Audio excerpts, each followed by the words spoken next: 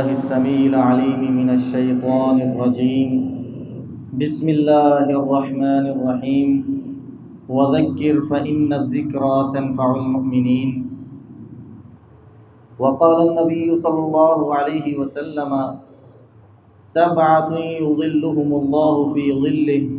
يوم لا ظل إلا ظله۔ معزز سامعین کرام، اللہ رب العالمین کی حمد و ثنا اور نبی کریم صلی اللہ علیہ وسلم کی ذات مبارکہ پہ درود و سلام کے بعد میں وہ آیت آپ کے سامنے ذکر کرنا چاہتا ہوں جو میں نے ابھی آپ کے سامنے تلاوت کی ہے کہ اللہ رب العالمین نے اس آیت مبارکہ میں یہ ارشاد فرمایا ہے کہ آپ واعظ و نصیحت کریں، واعظ و نصیحت کرتے رہیں، کیونکہ اس کا فائدہ مومنین کو ہوتا رہتا ہے۔ آپ مومنین کو نصیحت کریں کیونکہ نصیحت کا فائدہ مومنین کو ہوتا ہے۔ تو اس آیت سے یہ بھی ثابت ہوتا ہے کہ نصیحت کا تعلق چاہے مومن کے ساتھ نہیں بھی ہے، لیکن اصل میں جو فائدہ ہوتا ہے وہ مومن کو ہوتا ہے، یا جس کو اللہ رب العالمین نے مومن بنانا ہوتا ہے اس کو فائدہ ہوتا ہے۔ تو اسی آیت کے حوالے سے یہ دروس وغیرہ منعقد کیے جاتے ہیں۔ ان کا مقصد بھی واعظ و نصیحت ہوتا ہے اور معاشرے کی اصلاح ہوتا ہے۔ اور اگر ہم اپنے معاشرے میں دیکھیں تو ہمارے معاشرے میں ماشاءاللہ علماء کی کثرت ہے، اور ماشاءاللہ سب اپنی اپنی استعداد کے مطابق، اپنی محنت اور کوشش کے مطابق لوگوں کو دین سکھاتے بھی ہیں اور اللہ تعالیٰ کی توفیق کے ساتھ اس کے اوپر عمل بھی کرتے ہیں۔ تو اسی طرح یہ احادیث آپ نے مجھ سے پہلے بھی کئی علماء سے سنی ہوں گی، اور میں بھی آپ کو سناؤں گا۔ مقصد یہ ہے کہ ہم سب کی اللہ تعالیٰ اصلاح فرما دیں۔ مقصد یہ ہے کہ ہم اپنے میں تبدیلی لے آئیں، ان احادیث پہ عمل کر لیں، یاد دہانی ہو جائے۔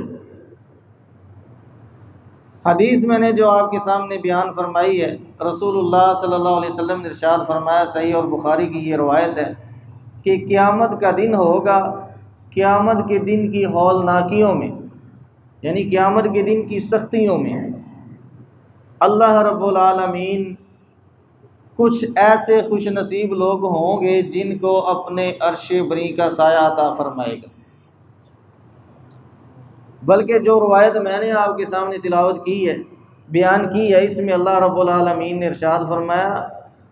سبعۃ یظلھم اللہ فی ظلہ یوم لا ظل الا ظلہ۔ قیامت کے دن اللہ رب العالمین 7 لوگوں کو اپنا سایہ عطا فرمائے گا، جس دن کوئی سایہ نہیں ہوگا سوائے اللہ رب العالمین کے سائے کے۔ یعنی اللہ رب العالمین ان خوش نصیب لوگوں کو اپنا سایہ عطا فرمائے گا۔ وہ کون کون سے لوگ ہیں؟ حدیث بیان کرنے کا مقصد یہ ہے کہ ہم بھی کوشش کریں کہ ہم بھی ان خوش نصیب لوگوں میں داخل ہو جائیں، ہم بھی ان لوگوں میں شامل ہو جائیں جن کو اللہ تعالیٰ یہ سعادت نصیب فرمائے گا۔ پہلے نمبر پہ رسول اللہ صلی اللہ علیہ وسلم نے ارشاد فرمایا، جو آدمی جس کو اللہ رب العالمین اپنا سایہ یا اپنے عرش بری کا سایہ عطا فرمائے گا، امام عادل، عدل اور انصاف کے ساتھ حکومت کرنے والا، عدل اور انصاف کے ساتھ فیصلے کرنے والا، عدل اور انصاف سے کام لینے والا حکمران جو ہوگا وہ اللہ رب العالمین کے سائے میں یا اللہ رب العالمین کے عرش بری کے سائے میں ہوگا۔ اگر ہم دیکھیں ہمارے معاشرے میں اس چیز کا بہت فقدان ہے۔ اللہ تعالیٰ ہمیں بھی ایسے حکمران نصیب فرمائے کہ جو عدل و انصاف سے کام لیتے، جو عدل اور انصاف کو اپنانے کی کوشش کرتے ہیں، بلکہ عدل اور انصاف کے ساتھ عمل کرتے ہیں۔ رسول اللہ صلی اللہ علیہ وسلم کے اس فرمان کے تحت ہمیں اپنے اسلاف میں بڑی بے شمار مثالیں ملتی ہیں، جیسا کہ سیدنا عمر بن خطاب رضی اللہ تعالیٰ عنہ، خلیفہ دوم عمر بن خطاب رضی اللہ تعالیٰ عنہ، اللہ تعالیٰ نے اتنا ان کے دور میں امن اور عدل اور انصاف کا بول بالا فرمایا کہ روم اور فارس کے لوگ جو ہیں، بلکہ روم اور فارس کے جو سفیر لوگ ہیں، وزیر لوگ ہیں، وہ آتے ہیں اور آ کے عمر رضی اللہ تعالی عنہ سے بات کرنا چاہتے ہیں حکومتی معاملات میں۔ اور سفیر جب مدینہ میں داخل ہوتا ہے اور پوچھتا ہے میں نے مسلمانوں کے خلیفہ سے ملنا ہے، مجھے کہاں ملیں گے؟ جواب ملا کہ وہ تو مسجد میں موجود ہوں گے، آپ مسجد میں چلے جائیں، وہاں پہ سوئے ہوں گے، آپ ان سے بات کر لینا۔ کہنے لگے یار میں آپ سے امیر المومنین مسلمانوں کے خلیفہ کی بات کر رہا ہوں، میں کسی اور دوسرے عمر کی بات نہیں کر رہا۔ کہنے لگے جی ہم نے بھی وہی بیان کیا ہے، آپ کو وہی بتایا ہے جو ہمارے خلیفہ امیر المومنین ہیں، مسجد میں آپ کو ملیں گے اور مسجد میں سوئے ہوں گے۔ جب یہ سفیر جاتا ہے اور جا کے دیکھتا ہے کہ سیدنا عمر رضی اللہ تعالیٰ عنہ مسجد نبوی کے فرش میں پڑے ہوئے ہیں، فرش کے اوپر کوئی چادر نہیں بچھائی، کوئی جناب نیچے بستر نہیں لگایا، اپنے بازو کا تکیہ بنایا اور سوئے ہوئے ہیں اور بڑے آرام سے سوئے ہوئے ہیں۔ تو اس سفیر نے جو بات کی تھی، اللہ تعالیٰ ہمارے حکمرانوں میں بھی وہی صفت پیدا فرمایا جو عمر رضی اللہ تعالیٰ عنہ کو دیکھ کے وہ اس نے جو جملہ کہا ہے، کہتا امینتا عدلتا ونمتا، تو نے امن پیدا کیا ہے، عدل اور انصاف سے کام لیا ہے، تو نے عدل اور انصاف کا بول بالا کیا ہے، اسی وجہ سے آج تو بغیر کسی پریشانی کے، بغیر کسی خوف کے اس طرح آرام فرما رہا۔ نہ کوئی پہرے دار ہے، نہ کوئی چوکی دار ہے، نہ کوئی گارڈ کھڑا ہے حفاظت کے لیے، اور مسلمانوں کی یہ خلیفہ ہیں۔ اور سیدنا عمر رضی اللہ تعالیٰ عنہ کے نواسے عمر بن عبدالعزیز رحمہ اللہ، اتنا عدل و انصاف سے کام لیا۔ ایک قافلہ جا رہا ہے، قافلہ کیا منظر دیکھتا ہے کہ جنگل ہے، جنگل میں ایک ہی گھاٹ سے شیر اور بکری پانی پی رہے ہیں، اور جب یہ قافلہ واپس آتا ہے وہی بندہ کہہ رہا ہے جب اس نے اسی گھاٹ کے اوپر اسی شیر کو، اسی بکری کو چیرتے پھاڑتے ہوئے دیکھا نا، تو کہنے لگا آج مسلمانوں کا خلیفہ فوت ہو گیا، اس دنیا سے رخصت ہو گیا۔ تو پوچھنے والوں نے پوچھا آپ کو کیسے پتہ چلا ہے؟ تو اس نے جواب دیا کہ جب ہم جا رہے تھے نا، یہ پانی پی رہے تھے اور بڑے امن کے ساتھ پی رہے تھے، کسی کا کسی کو خوف نہیں تھا، حالانکہ بکری اور شیر کا کوئی مقابلہ نہیں ہے۔ کہنے لگے اب مجھے اس بات کا پتہ چل گیا ہے کہ مسلمانوں کے خلیفہ اس دنیا میں نہیں رہے، کیونکہ یہی شیر اسی بکری کو ہی چیر پھاڑ رہا۔ اگر مسلمانوں کے خلیفہ عمر بن عبدالعزیز رحمہ اللہ اس دنیا میں ہوتے تو یہ حالت نہ ہوتی، کیوں کہ ان کے انصاف سے اس کو بھی ڈر تھا، اگر میں کسی کے اوپر ظلم کروں گا تو مجھ پہ بھی ظلم کیا جائے گا۔ اور اس کے بعد رسول اللہ صلی اللہ علیہ وسلم کی حدیث میں جو دوسرے بندے کا ذکر ہے، جو دوسرے بندے کا آپ صلی اللہ علیہ وسلم نے ذکر فرمایا وہ یہ ہے، فرمایا کہ شاب نشأ فی عبادت اللہ، ایک نوجوان ہے، اس کو اللہ رب العالمین نے جوانی کے اندر یہ استطاعت اور توفیق عطا فرمائی ہے کہ وہ جوانی میں بھی اللہ رب العالمین کی عبادت کرتا ہے۔ حالانکہ اکثر لوگوں کے ذہن یہ ہوتے ہیں کہ چلو کوئی نہیں، بڑی عمر میں جائیں گے تو پھر جا کے دیکھیں گے اللہ تعالیٰ کی عبادت کرنی یا نہیں کرنی، لیکن اس نوجوان کو اللہ تعالیٰ نے توفیق دی ہے، یہ جوانی کے اندر ہی اللہ رب العالمین کی عبادت میں اپنے آپ کو مصروف رکھتا ہے۔ اور تیسرے نمبر پہ جو آدمی ہے جس کا رسول اللہ صلی اللہ علیہ وسلم نے ذکر فرمایا کہ یہ وہ خوش نصیب ہے جس کو اللہ تعالیٰ قیامت کے دن اپنے یا اپنے عرش بری کا سایہ عطا فرمائے گا، وہ بندہ ہے فرمایا وَرَجُلٌ قَلْبُهُ مُعَلَّقٌ بِالْمَسَاجِدِ کہ اس کا دل مسجد کے ساتھ لگا ہوا ہے۔ بندہ کوشش کرتا ہے کہ میں اپنا زیادہ سے زیادہ وقت مسجد میں گزاروں، اور مسجد میں گزارنے کا مقصد یہ ہے کہ مسجد میں رہ کے اللہ تعالیٰ کی عبادت کرے۔ فرضی نمازیں ادا کی ہیں، ایک نماز ادا کی ہے، دوسری نماز کا انتظار کر رہا ہے،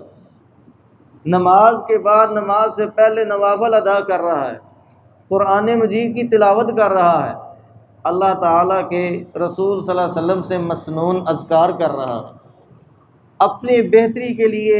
اپنی آخرت کے لیے، اپنی دنیا اور آخرت کی کامیابی کے لیے دعائیں کرتا ہے، اور مسجد میں اللہ تعالیٰ توفیق دے دیتا ہے، جھاڑو لگا دیتا ہے،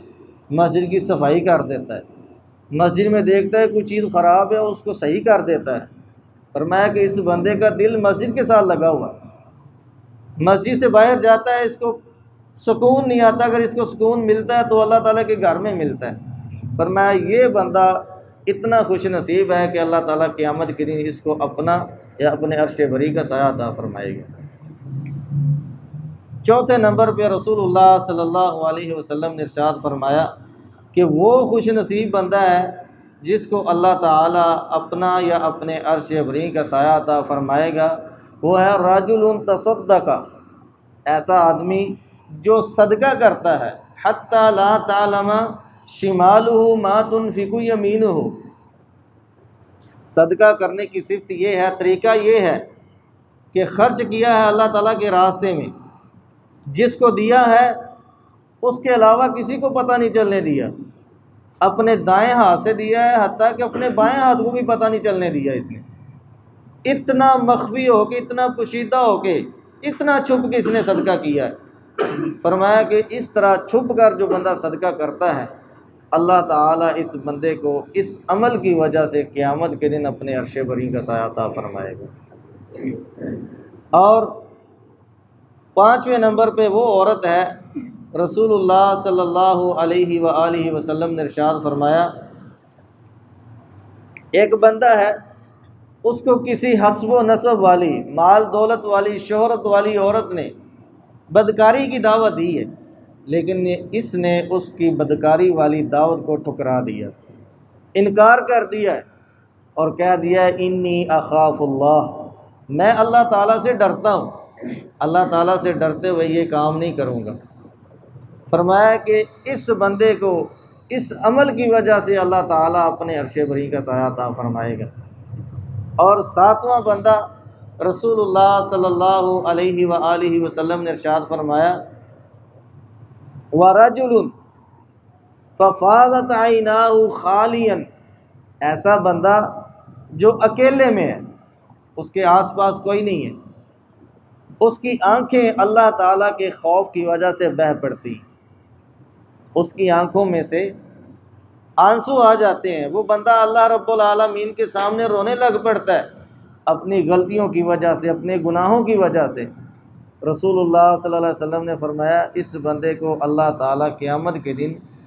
اپنے عرش بری کا سایہ عطا فرمائے گا۔ بلکہ ایک حدیث میں آتا ہے رسول اللہ صلی اللہ علیہ وآلہ وسلم نے ارشاد فرمایا کہ ایسی دو آنکھیں ہیں جن پہ اللہ تعالیٰ نے آگ کو، جہنم کو حرام کر دیا۔ ایک آنکھ وہ ہے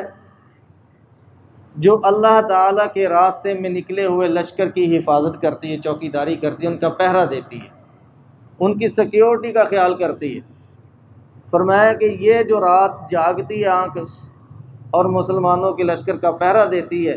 فرمایا کہ اس آنکھ کے اوپر اللہ تعالیٰ نے جہنم کو حرام کر دیا، آگ کو حرام کر دیا، آگ کے عذاب کو اللہ تعالیٰ نے حرام کر دیا۔ اور دوسری آنکھ وہ ہے جو اللہ رب العالمین کے خوف کی وجہ سے آنسو بہا دیتی ہے، اس کے آنسو بہانے کی وجہ سے اللہ رب العالمین نے اس پہ بھی جہنم کی آگ کو حرام کر دیا۔ مقصد یہ نہیں ہے کہ صرف اس کی آنکھ پہ ہی اللہ تعالیٰ نے جہنم کی آگ کو حرام کیا ہے، اس سے مقصد یہ ہے، اس حدیث کا مفہوم یہ ہے کہ جس بندے کی یہ آنکھ ہے اللہ تعالیٰ نے اس بندے پہ جہنم کی آگ کو حرام کر دیا۔ اور جو آنکھ اللہ رب العالمین کے خوف کی وجہ سے رو پڑتی ہے، اللہ تعالیٰ قیامت کے دن اس کو اپنے عرش بری کا سایہ عطا فرمائے گا۔ اللہ رب العالمین سے دعا ہے کہ اللہ تعالیٰ ہمیں یہ والے اعمال کرنے کی اور دیگر نیک اعمال، صالح اعمال سنت مبارکہ کے مطابق کرنے کی توفیق عطا فرمائے، تاکہ ہم بھی اللہ رب العالمین کی رحمت اور توفیق کے ساتھ ان خوش نصیب لوگوں میں شامل ہو سکیں۔ اللہ تعالیٰ ہمیں عمل کرنے کی توفیق عطا فرمائے۔ وآخر دعوانا الحمد للہ رب العالمین۔